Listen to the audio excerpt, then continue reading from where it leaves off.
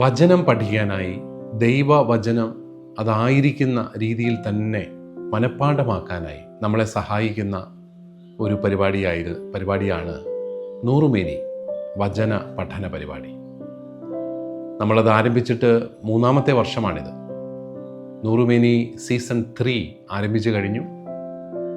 ഈ വർഷം കൂടുതൽ ആൾക്കാർ അതിൽ പങ്കെടുക്കണം എന്നാണ് നമ്മൾ ആഗ്രഹിക്കുന്നത്. നമ്മുടെ സൺഡേ സ്കൂൾ കുഞ്ഞുങ്ങൾ എല്ലാവരും തന്നെ അതിൽ പങ്കാളികളാവണം. കുറേ ദൈവവചനം മനഃപ്പാഠം പഠിക്കാനുള്ള അമൂല്യമായ അവസരമാണിത്. മുതിർന്നവരും എല്ലാവരും, ചെറുപ്പക്കാരും എല്ലാം കൂടുതലായിട്ട് അതിൽ പങ്കാളികളാകണമെന്ന് ഞാൻ ഓർമ്മിപ്പിക്കുകയാണ്.